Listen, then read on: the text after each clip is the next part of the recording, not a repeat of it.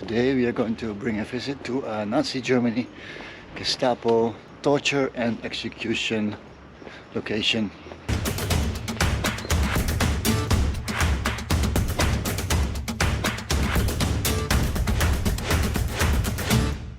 "75 years ago, but still next door in Ukraine there's a war going on, and it's suspected that certain similar things happen there right now.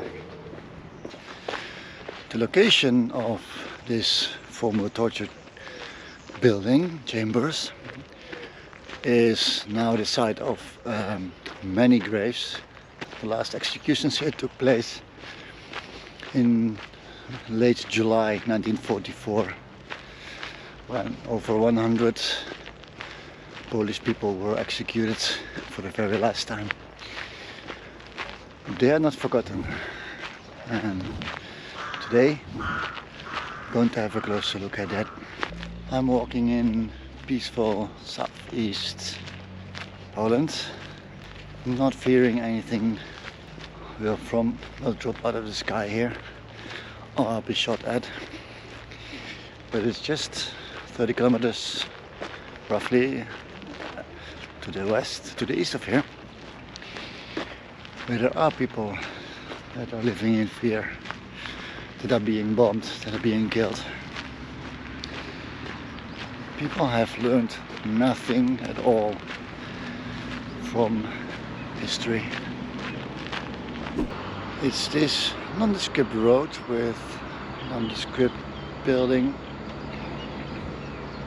and concrete placard right over there, that is the entrance to the actual torture chambers. As we make our way to the actual building, which is now a war museum with the full name of Museum of Martyrdom of the Zamosc region, Rotunda, we will pass through the yard around it, that serves as a burial site for some 45,000 people. Among them are soldiers of the Polish army, victims of Nazi genocide, and soldiers of the Red Army.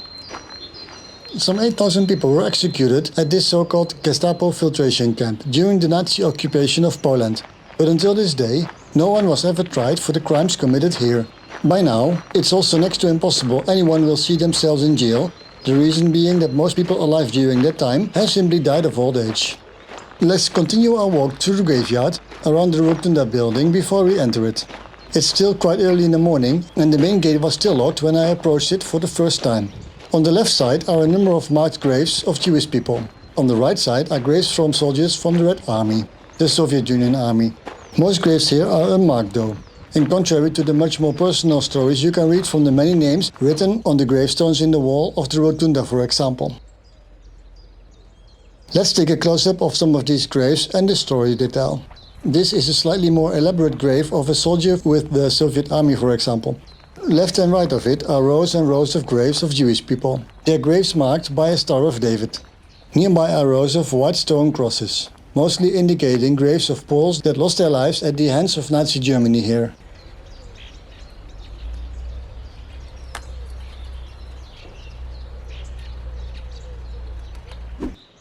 It is this very location on which the ashes of over 40,000 people are scattered.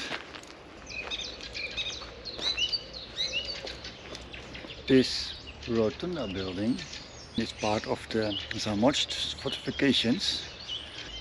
This building was later abused by German and later Russian occupiers to mass execute Jews, Christians, Polish people, basically anything that didn't fit their narrative. Now it stands as a remembrance of what humans are capable of doing. Born in 1923, right here in the area. Killed by the Germans at only 17.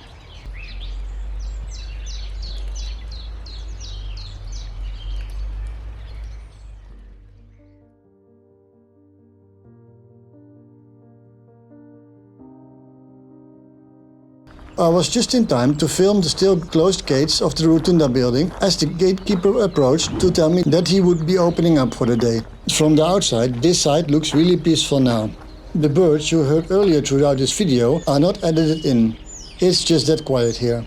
While the Rotunda was named a filtration camp, it was in fact much more than that.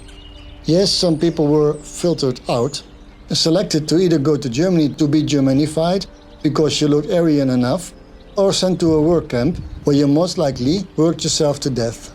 There is something even more gruesome than that though. You could be selected for extermination. You would then be sent off to a nearby or remote concentration camp. Nazi Germany had many of those. Or even executed right here and now. Unimaginable actions of one group to another group without much thinking for the biggest part. The Polish extermination program of Nazi Germany, German AB-Aktion in Poland, and the ethnic cleansing of the Zamosc area, Aktion Zamosc, were part of a greater plan to forcibly remove entire Polish populations from certain occupied regions.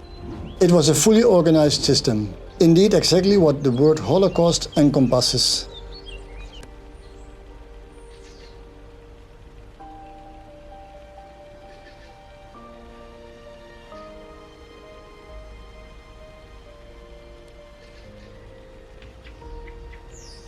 Each of these vault-like chambers used to hold a number of people, ready to be selected by the German occupiers.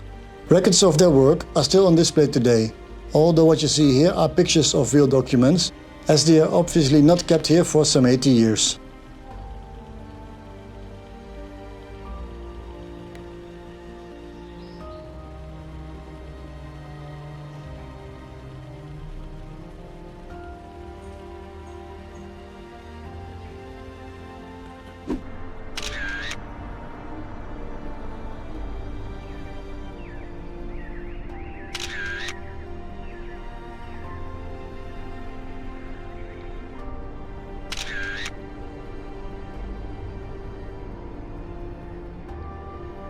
Inside of the walls of the Rotunda building, with its circular shape and many vaulted rooms, the information on display here isn't limited to just a very local history of the town of Zamojszczyzna.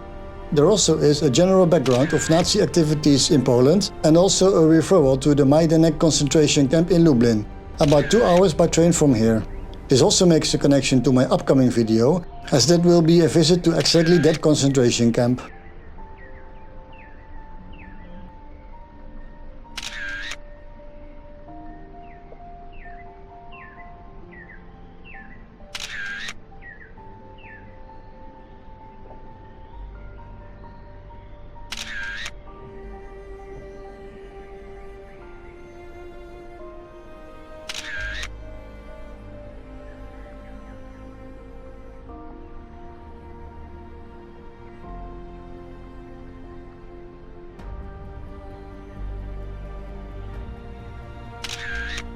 And with these two unnamed graves and the bombed and unrestored part of the Rotunda, we have reached the end for today.